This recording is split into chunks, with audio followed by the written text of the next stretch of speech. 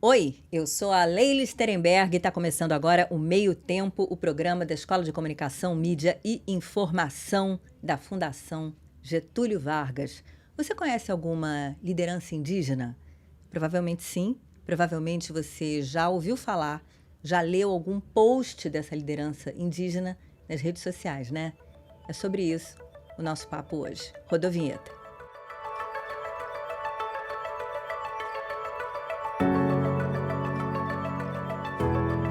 Eu vou conversar com a Mariana Carvalho, que é pesquisadora aqui da ECMI e participou de um estudo que foi feito ao longo de 3 anos, analisando o debate indígena no Twitter, atual X. Difícil chamar de X. Antes da gente entrar nesse estudo, momento quebra-gelo. Você trabalha analisando rede social. Você tem algum momento da sua vida que é offline, totalmente analógico? Tenho alguns momentos. Eu acho que o mais importante pra mim é passear com o meu cachorro. Sempre que eu saio pra passear com ele, eu deixo o celular em casa.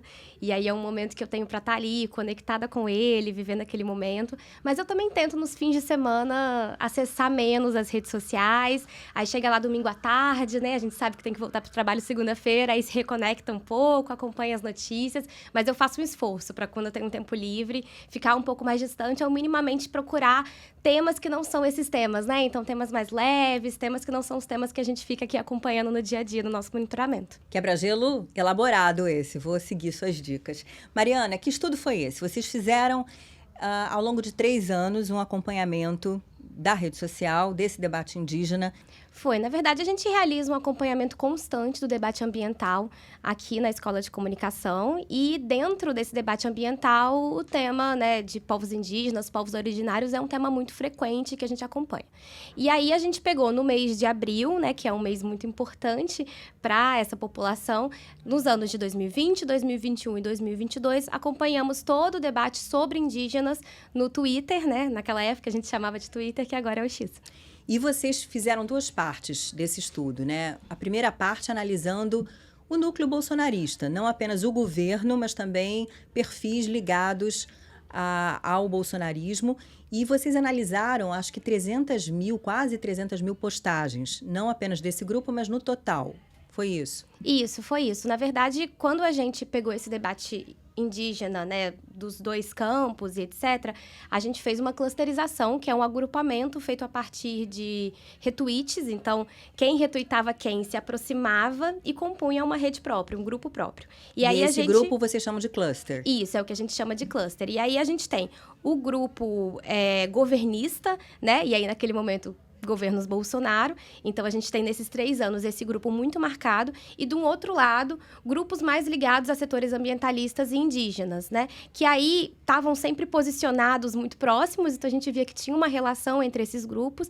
Num primeiro momento, nos anos de 2020 e 2021, eles estão mais segmentados. Então, a gente tem grupo de mídia ambientalista, a gente tem ativistas ambientais, a gente tem setores da esquerda, lideranças políticas de esquerda e temos lideranças indígenas, mas conforme a gente vai se aproximando do período eleitoral, eles vão se aproximando também, né, e vão ficando cada vez mais coesos. E do lado bolsonarista, me chamou a atenção o fato de que você tem uma espécie de pulverização de perfis, né? A cada ano você tem diferentes perfis que se destacam.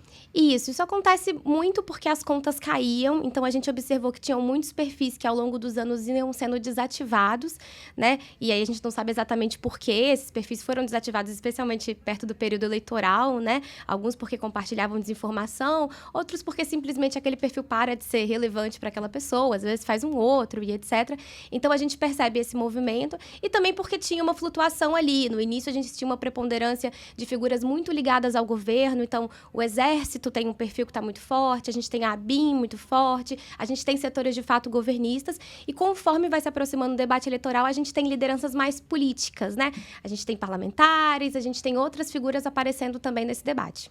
E é interessante o tema, né, que é usado, que é preponderante a cada momento. Você tem 2020 ali muito forte a questão da pandemia e sempre esse núcleo bolsonarista reagindo a críticas que estava recebendo na maneira com que estava gerindo a pandemia junto às comunidades indígenas, na região amazônica e tal.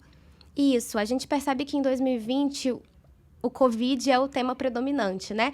E aí tem uma discussão muito grande sobre o tipo de suporte que estava sendo dado para essas populações indígenas. Seja do lado dos ambientalistas, dos povos indígenas questionando e pedindo mais apoio, mais suporte, mas o governo também fazendo uma campanha muito intensa de, olha, nós estamos oferecendo suporte, entregamos cesta básica, estamos preocupados, né? Então tinha um discurso também muito forte desse lado, dizendo, ok, nós estamos cuidando da população indígena, mas também do lado da população indígena, claramente, esse esforço não estava sendo bem recebido. E é interessante que tem uma retórica de ameaça estrangeira, né? A Amazônia, coisas que são recorrentes, na verdade, nesse discurso bolsonarista. Aparece muito no debate ambiental de modo geral. A gente sempre observa essa discussão sobre uma tentativa, né, um discurso muito nacionalista de que existe uma ameaça estrangeira, ONGs estrangeiras que estão tentando, de alguma forma, entrar na Amazônia e têm interesses próprios que são contra os interesses nacionais. E aí isso também fica mais forte quando a gente vê que esse debate, né, do campo bolsonarista é um debate muito ligado, muito militarizado, muito ligado aos órgãos de segurança nacional. Então, ele não está associado, por exemplo, a um debate de direitos humanos, a um debate de saúde. Os órgãos que são associados são órgãos mais ligados a essa área de segurança pública. Vocês fizeram essa pesquisa no âmbito daquele projeto que tem apoio da União Europeia, parceria com o Democracy Report International, que é uma instituição, apesar do nome em inglês, é alemã, né? E também com a agência Lupa. E aí o objetivo de vocês é monitorar o debate digital, de olho no fortalecimento de democracia e foco em grupos minorizados e minorias, no caso, os grupos indígenas, né? Que acho que especificamente é o que chama atenção. E aí a gente chega na segunda parte do estudo de vocês, né? Isso, quando a gente fez essa divisão, a ideia era justamente a gente conseguir se aprofundar nos dois temas, né? Então, primeiro a gente se debruçou para olhar para esse campo bolsonarista e aí observar quais eram os atores, quais eram as palavras, os discursos, e aí do outro lado, então, vamos olhar como é que esses grupos que fazem oposição ao governo estão se mobilizando e como é que eles estão se fortalecendo nesse processo eleitoral, né? Porque a gente vai se aproximando cada vez mais da eleição e aí, conforme isso vai acontecendo, a gente percebe uma mudança muito brusca na forma que eles estão organizados em rede. É interessante que há um agrupamento, como você disse, né? Ambientalistas e jornalistas, inclusive, figuras do meio político e lideranças indígenas ao longo dos anos. E me parece que vai aumentando a presença indígena também, o percentual de indígenas com voz, né, com interações relevantes e um número grande de postagens, isso vai aumentando, né, e chega a um ápice ali, pelo menos nesse período que vocês analisaram, em 2022. Isso, a gente consegue observar que existem lideranças indígenas que elas ganham mais protagonismo. A gente, obviamente, não consegue dizer ali qual é o tamanho disso na prática, no sentido de, assim, se temos mais ou menos indígenas nas redes sociais. Mas fato é que eles estão com maior projeção no debate, eles se destacam mais. Eles são mais retuitados, eles são mais compartilhados, eles ganham, de fato, um protagonismo dentro desse campo de oposição ao Bolsonaro e desse campo mais ambientalista, né, dentro do debate. Então, isso é muito observável ao longo dos anos e também é observado como que eles têm uma institucionalidade ali que é dada a eles. Então, lideranças políticas, o próprio presidente Lula, na época candidato, se aproxima muito, retuita, compartilha, e isso também favorece esse impulsionamento. Tem alguns perfis, por exemplo, Índia de iPhone, o próprio nome do perfil já é emblemático, né, dessa maior presença dos indígenas nos meios digitais. Assim como a gente tem muito uso de ironia, de meme, de uma linguagem muito específica das redes sociais, que influenciadores em geral vão usar, a gente percebe muito isso nos influenciadores e nas lideranças indígenas, né? Eles não estão só ali no ativismo, na militância, fazendo um enfrentamento, tem esse papel muito importante, mas tem muitos também que estão nas redes sociais para mostrar o seu estilo de vida, para poder falar sobre diversas outras questões, né? E para poder desmistificar e acabar um pouco com esse preconceito de que, por exemplo, o indígena não pode usar um iPhone. Então, acho que é um recurso super interessante que eles utilizam. É muito legal porque, ao mesmo tempo que rede social promove as bolhas, a polarização, aquela coisa toda, dá voz a quem antes tinha mais dificuldade de se expressar. A gente conversou com o PPAK. Ele é comunicador da Coordenação das Organizações Indígenas da Amazônia Brasileira e faz parte do Creators pelo Clima, é um coletivo de produção de conteúdo digital. Vamos ouvir e ver a primeira parte do que ele mandou pra gente. Olá, eu me chamo Pepe Acá, eu sou do povo Cricati, da aldeia São José, terra indígena Cricati do estado do Maranhão.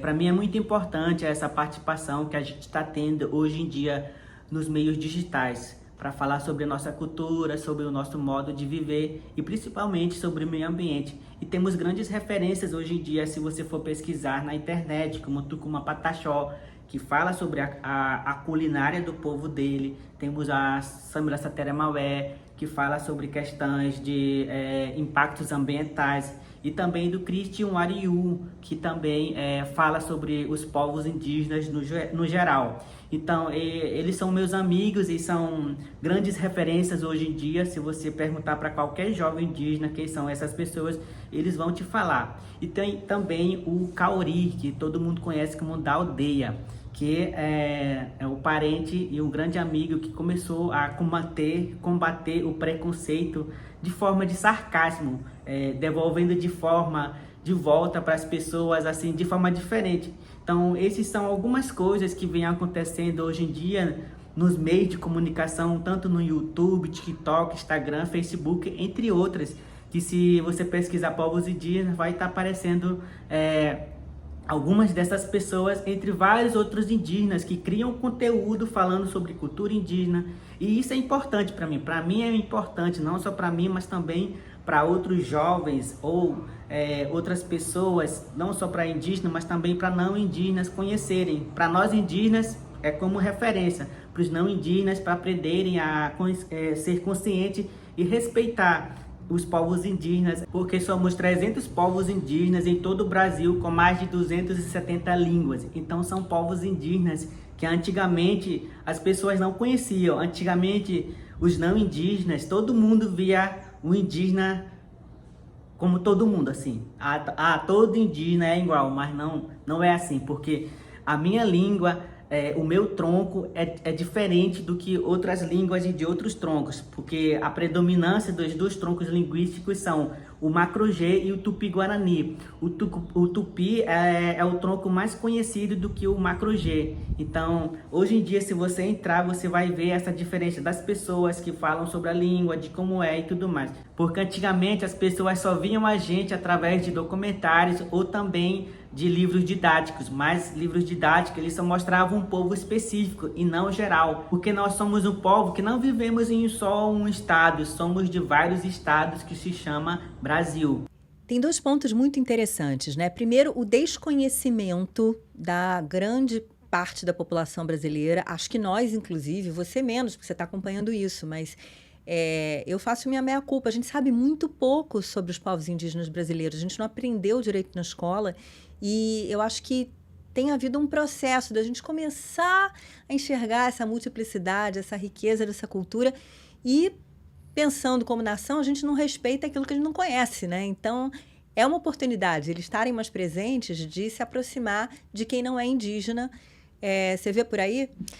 Eu acho que é o que faz a parte mais legal das redes sociais, né? A gente o tempo todo acompanha desinformação, vê muitas coisas negativas, discurso de ódio, preconceito sendo disseminado. Isso, claro, existe muito nessas plataformas, mas também existe coisas muito boas, que é você permitir que as pessoas falem sobre o seu dia a dia, falem sobre a sua vida, e dessa forma a gente conhece, né? Porque não tem jeito melhor da gente aprender sobre as populações indígenas do que com eles, do que com a diversidade que eles têm, trazem pra gente, né? E que eles possam ser protagonistas da história deles, das lutas que eles querem travar, das discussões que eles querem colocar, do que eles querem trazer para a população. Tem essa coisa também que ele chama atenção, que é os influenciadores, eles viram referenciais, viram modelos para outros indígenas. Então, dá até uma perspectiva ali, né? Amplia o horizonte para a população indígena. Eu fico pensando na cabeça da criança indígena, que, poxa, que bacana, um dia eu quero ser a Chai Suruí, né? Exatamente, se enxerga naqueles lugares, né? Eu acho que ter esses exemplos, esses modelos, a gente fala tanto de representatividade hoje em dia, né? E é super importante a gente ter toda a multiplicidade e a diversidade brasileira representada. E eu acho muito legal porque ele fala de pessoas de diversas áreas, né? Então, ele fala do influenciador que fala da culinária, que fala sobre modos de vida, que fala sobre cultura. Ele traz discussões super legais sobre a língua. Então, né, a gente começa a aprender também várias outras coisas. Não é só o ativismo, ele também é muito importante, essa discussão está muito presente aqui. Mas o que a gente percebe, inclusive, no relatório, é que esses relatos de vida, esses modos de viver, né, e trazer um pouco... E é o que faz desmistificar e falar, ok, você pode ter indígena de iPhone, indígena em perímetro urbano, indígena vestindo roupas mais diversas. Não é isso que vai dizer se uma pessoa é indígena ou não. Não é onde ela tá, não é o que ela consome, não é sobre isso que a gente está discutindo. E é muito legal ver eles trazendo essa discussão, porque, afinal de contas, são as pessoas que melhor podem falar sobre isso. Quem também mandou o vídeo pra gente foi a Bruna Siraípe. Ela é fotógrafa, comunicadora do povo Kawaiete e também é da COIAB, da Coordenação das Organizações Indígenas da Amazônia Brasileira. Vamos conferir. Olá, eu me chamo Bruna, sou aqui do noroeste do Mato Grosso, sou do povo Kawaiete, moro aqui na TI Apiacacaiabi, sou comunicadora do meu povo e a comunicação vem muito ajudar a gente, nós povos indígenas, e a gente, juventude, tem um papel muito importante também, porque é através de nós, juventude, que a gente tenta passar informações para a nossa comunidade. A internet, ela se tornou uma ferramenta de luta e resistência, né? Porque ali a gente consegue fazer nossas denúncias, mas também mostrar as coisas boas que acontecem dentro do nosso território, né? E ajuda a gente também a divulgar o nosso trabalho, as nossas festas, porque não só existe coisas ruins dentro do nosso território, né? Existem coisas boas que precisam ser mostradas também, para outras pessoas verem e admirar como o nosso território é bonito, como a gente vive, né? E tentar desconstruir essas histórias que ao longo do tempo foram acontecendo ao nosso respeito, né? Eu fico curiosa como é que a atuação da Bruna e de demais lideranças, influenciadores indígenas, em outras redes sociais, né? Não apenas no X, aquelas em que o vídeo é preponderante, tipo Instagram, TikTok, porque, inclusive, você tem muita informação, né, que a imagem em movimento traz, não? Eu acho que é super interessante também e acho que essa coisa de você ter uma possibilidade muito múltipla de conteúdos é interessante, né? A gente pesquisou aqui o Twitter, mas é isso, a gente monitora esses grupos e esses perfis há bastante tempo. E o que a gente consegue perceber é que existem muitas formas de se contar sobre o estilo de vida, o dia a dia das pessoas. É um pouco o que ela tá falando ali, né? De apresentar a cultura dela, de apresentar o território que ela vive, de mostrar como é bonito, de mostrar como existem coisas boas também que podem, né? Então, a gente tem... as roupas, a gente tem a cultura, a gente tem a comida, a gente tem as características que fazem um povo ser um povo. E aí, tudo isso está presente. E é muito legal quando você tem formatos que permitem essa multiplicidade. Você vai permitir a escrita rápida do Twitter, você vai permitir um conteúdo muito fácil de compartilhar no Facebook, mas você também vai permitir, por exemplo, no Instagram, no YouTube, os vídeos, às vezes mais longos, inclusive, que podem aprofundar mais essas questões. Como é que está essa história em 2023, esse debate indígena? Eu imagino que a crise humanitária Yanomami tenha sido um ponto ali de destaque. Imagino também que a discussão do marco temporal tenha mobilizado as comunidades indígenas. Esses são os dois maiores picos que a gente tem no debate sobre indígenas, né? Em janeiro, a gente teve a crise humanitária em território Yanomami, e aí foi uma grande mobilização de setores do governo. Também foi uma mobilização que se polarizou bastante politicamente, né? Então, quando tem esse tipo de tensionamento, era muito próximo da eleição, né? Tinha acabado de acontecer, então também as coisas ganham uma proporção muito grande.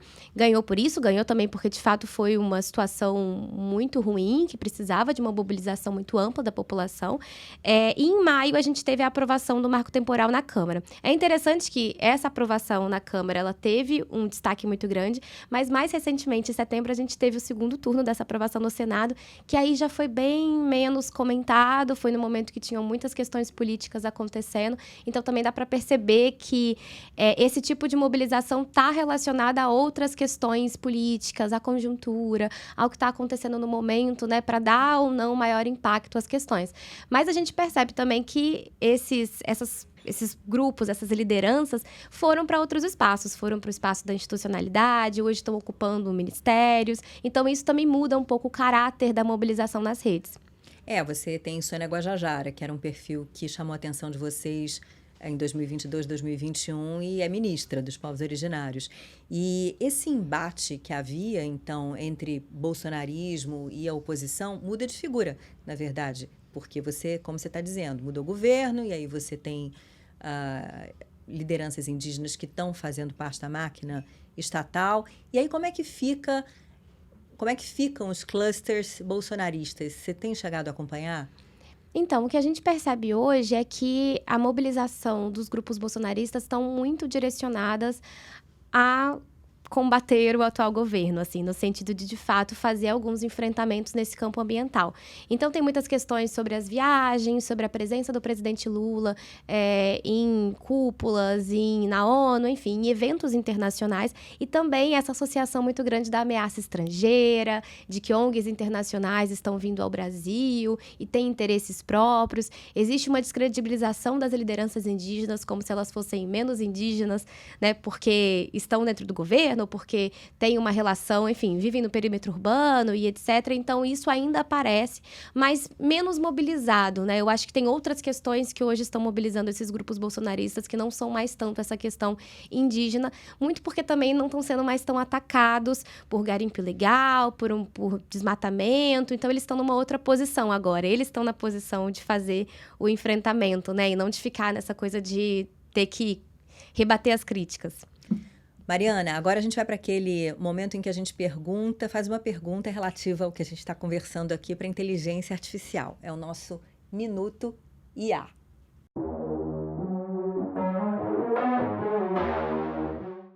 Eu perguntei para a inteligência artificial, pedi que em 1 minuto respondesse, né, como é que está a inserção, como é que está a presença das lideranças indígenas nas redes sociais no Brasil. Resposta. A presença de lideranças indígenas brasileiras nas redes sociais é crescente e impactante. Em apenas 1 minuto é possível encontrar perfis de lideranças indígenas nas principais plataformas como Facebook, Instagram, Twitter e TikTok. Eles compartilham informações sobre suas comunidades, lutas e demandas, promovendo a conscientização sobre a cultura indígena e denunciando violações de direitos humanos e ambientais. Essas lideranças utilizam estratégias eficazes, como vídeos, fotos, textos e hashtags para alcançar um público amplo e engajado. No entanto, também enfrentam ameaças e ataques virtuais, destacando a importância da proteção digital. Resumindo, a presença das lideranças indígenas nas redes sociais amplifica suas vozes e lutas em todo o mundo. E aí, sua nota para a inteligência artificial? Acho que ela foi muito bem. Foi inteligente essa inteligência artificial. Eu acho que é muito isso mesmo, assim. E é muito interessante falar dessa coisa das lutas físicas, né? Porque as populações indígenas brasileiras, elas estão há muito tempo reivindicando e lutando contra o marco temporal, lutando pela demarcação de terras, lutando por mais direitos e por mais visibilidade. E aí é muito interessante porque, na verdade, as redes sociais, elas vêm para amplificar, para somar, para fazer com que esse movimento cresça. Mas esse movimento sempre existiu. Não está existindo agora, não nasceu hoje, as lideranças indígenas não apareceram hoje, elas estão aí, aliás, há muito mais tempo do que, né? Estão aqui desde sempre. Então, isso é muito importante de ficar registrado. E é legal que ela tenha falado sobre isso também. É legal, né? Agora, essa coisa das ameaças, isso chama atenção. Chama muita atenção. A gente tem um cenário de desinformação nas redes sociais, nos mais diversos temas. E, obviamente, que esse tema também é muito forte.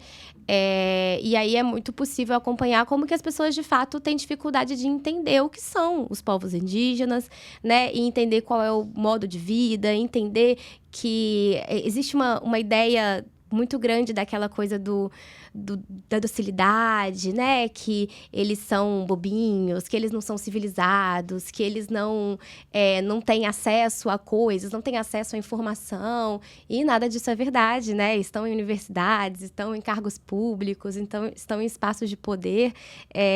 Então é super importante que esse movimento aconteça, de falar mais sobre isso e que eles possam falar mais sobre a vida deles, para que a gente saia um pouco dessa ignorância, né?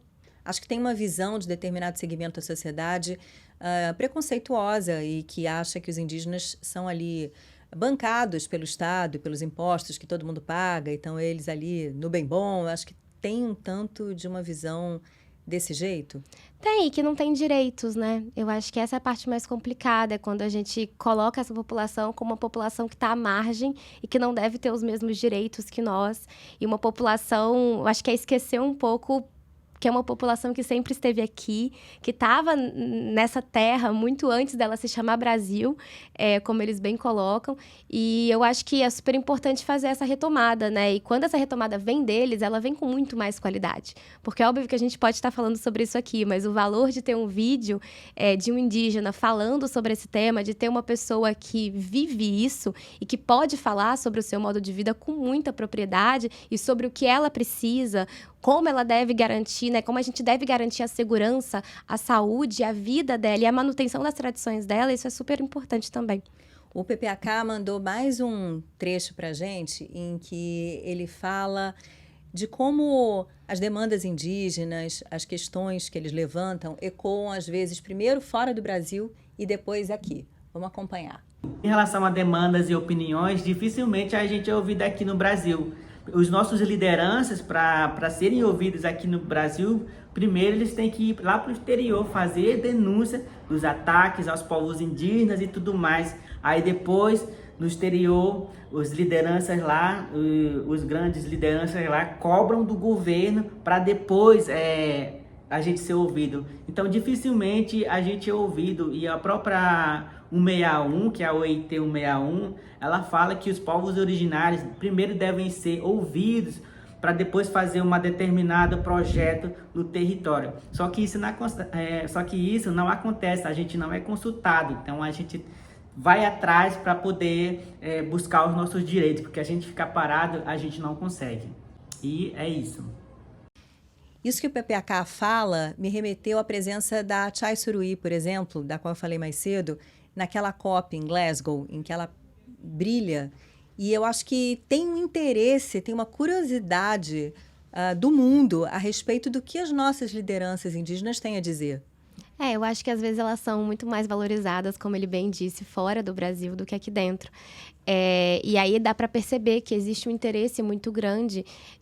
A gente percebe isso, por exemplo, com a União Europeia, que está aqui fazendo esse projeto com a gente para poder monitorar esse debate nas redes sociais sobre grupos minoritários, mas existe uma preocupação muito grande com a questão ambiental. E com o entendimento de que as pessoas mais capazes de preservar o nosso ecossistema, de preservar a floresta amazônica e de falar sobre temas relacionados a esses territórios são as populações indígenas. Então não adianta a gente falar sobre preservação, não adianta a gente falar sobre mudanças climáticas, além deles serem a população que mais pode participar desse processo e que sabe como fazer, porque está fazendo, está preservando há muito tempo, mas também é a população que mais sofre com essas mudanças, que mais sofre com a destruição ambiental. Então é muito importante que eles participem desse processo de solucionar esse problema, que não é mais um problema de um país ou de outro, é um problema do mundo todo, né? E é interessante que o lugar do Brasil no mundo, ele se dá um bocado hoje a partir da maneira com que a gente lida com as questões ambientais, com a Amazônia e, claro, com os nossos povos indígenas. A gente vai, inclusive, sediar uma COP em 2025, que vai ser na Amazônia. Imagino que vai ter protagonismo dos nossos indígenas. Sim, eu acho que além de ter um interesse, né, dá para observar uma mobilização do governo para oferecer mais protagonismo para essa população, para essas populações. Então, a gente tem um ministério, a gente tem uma FUNAI comandada por uma mulher. A gente ainda dá para observar já nas redes sociais essa mobilização acontecendo para a COP.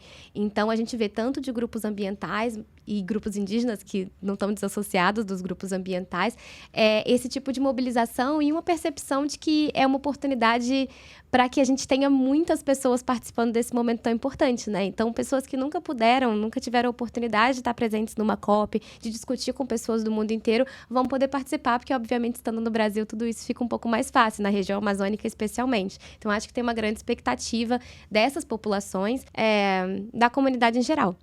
Você já teve a oportunidade de estar numa terra indígena, de conhecer pessoalmente essas pessoas que você acompanha nas redes sociais? Você tem vontade de fazer isso? Eu tive a oportunidade quando eu era muito criança. Eu sou do Espírito Santo e lá a gente tem territórios indígenas e eu já estive em alguns deles em Aracruz. Mas eu era muito nova, eu acho que eu não tinha muito entendimento do que estava acontecendo ali, sabe? Eu não tinha muita percepção. Eu gostaria muito de ir de novo.